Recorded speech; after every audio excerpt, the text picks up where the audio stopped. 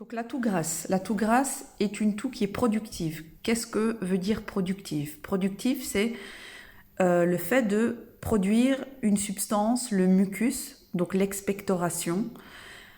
Donc c'est un phénomène normalement bénéfique, c'est-à-dire que vos poumons vont produire du mucus pour se protéger contre les virus et les bactéries pathogènes. Dans le cas d'une toux grasse, donc que ce soit pour X ou Y raison, cette production de mucus est trop importante. Donc si cette production de mucus est trop importante, que va-t-il se passer? Elle va encombrer les bronches et elle va empirer la situation. Et en plus, les bactéries et les virus adorent ce milieu qui est chaud et qui est rempli de nutriments pour pouvoir se développer. Et là, c'est le début d'infections comme les bronchites, les pneumonies et autres pathologies. Donc, le but, c'est de vraiment faire sortir ce mucus, cette expectoration, pour pouvoir nettoyer à l'intérieur et empêcher qu'il y ait une surinfection.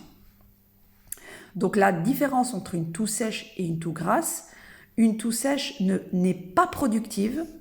Regardez, une toux sèche n'est pas productive. Par contre, une toux grasse est productive, c'est-à-dire qu'il y a fabrication en trop de ce mucus. Et donc le but, c'est de l'expectorer. Pour éviter quoi? Pour éviter des maladies comme les bronchites, les infections bactériennes très importantes comme les pneumonies, tuberculose et autres infections. Donc le but dans une toux grasse, c'est de faire sortir ce fameux mucus. Donc la toux grasse est quelque chose de positif à la base parce que c'est un réflexe, c'est quelque chose pour piéger les virus et les bactéries et pour les recracher. Mais le problème dans une toux grasse qui est pathogène, c'est qu'il y a trop d'expectoration et ça ne va faire qu'empirer la situation.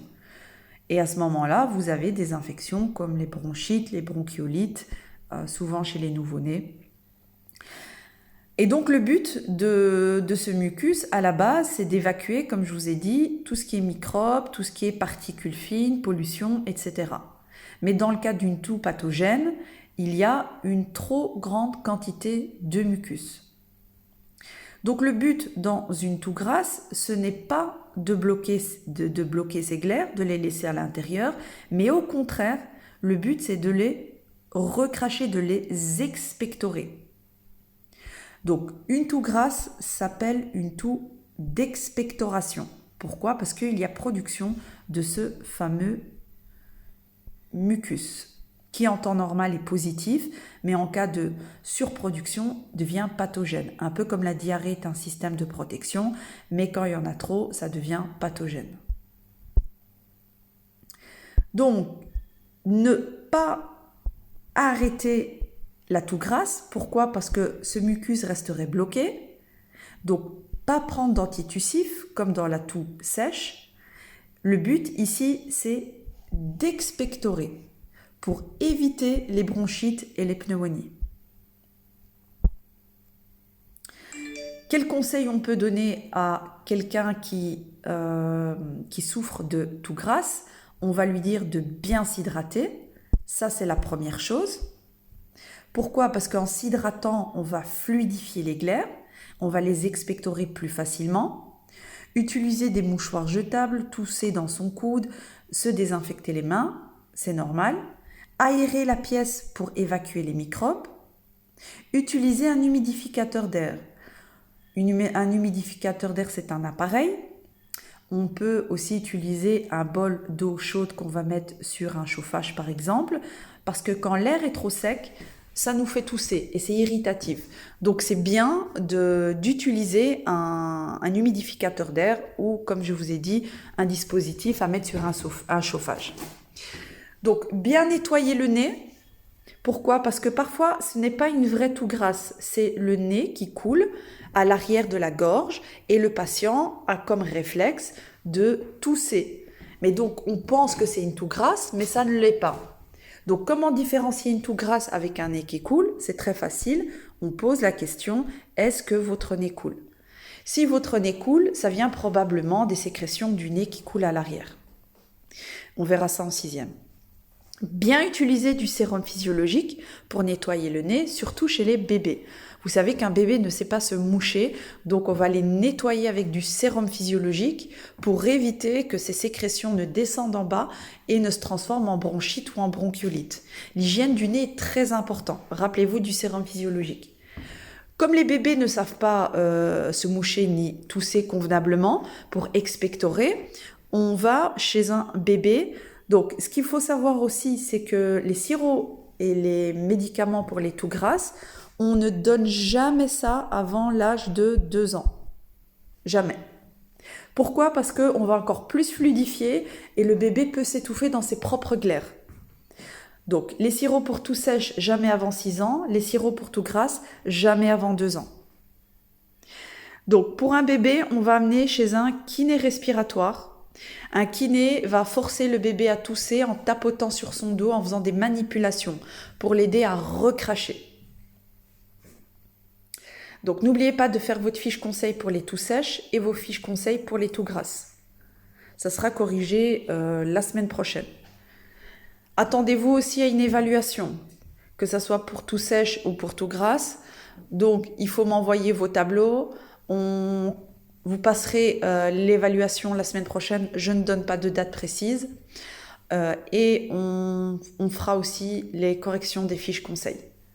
Donc, que le tableau soit corrigé ou pas corrigé, vous êtes susceptible d'être interrogé.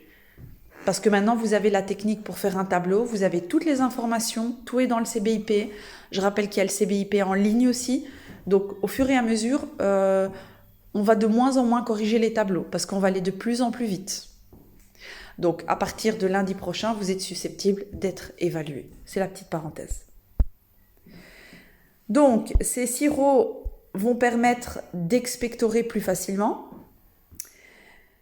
La molécule principale s'appelle l'acétylcystéine, à ne pas confondre avec l'acide acétylsalicylique. Petite remarque, on l'utilise pour l'intoxication au paracétamol. Vous savez que c'est un cas courant, l'intoxication au paracétamol. Sachez qu'on utilise l'acétylcystéine aussi pour les patients qui arrivent à l'hôpital et qui ont pris trop de paracétamol. Contre-indiqué au moins de 2 ans. Les effets indésirables, troubles gastro-intestinaux, bouffées de chaleur et vertiges.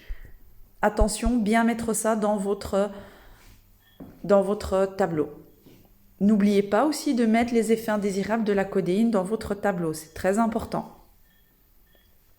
Donc je rappelle, effets indésirables de tous les fluidifiants et médicaments pour l'expectoration, c'est troubles gastro-intestinaux, bouffées de chaleur et vertiges. Donc voici le tableau avec les différentes molécules. Donc les associations, on ne fait pas. Donc les molécules simples, vous avez tout ce qui est... Ici, vous avez les classes pharmacologiques. Dérivés de la cystéine, la bromhexine. Les PA, vous avez acétylcystéine, écarbocystéine et bromhexine.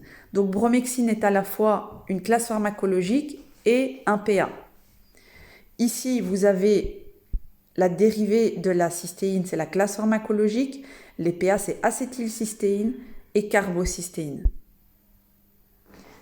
Voilà, je vais couper la vidéo et je vais reprendre parce que ceci prend plus de temps, l'acétylcystéine, pour vous expliquer ce médicament. C'est un des plus vendus en pharmacie, donc il est très très très important. Donc là, je vais vous demander de faire votre tableau pour les toux sèches, votre tableau pour les toux grasses, et de me l'envoyer aujourd'hui avant la dernière heure prévue. Je vous envoie tous les détails sur le Smart School et une vidéo va suivre avec l'acétylcystéine.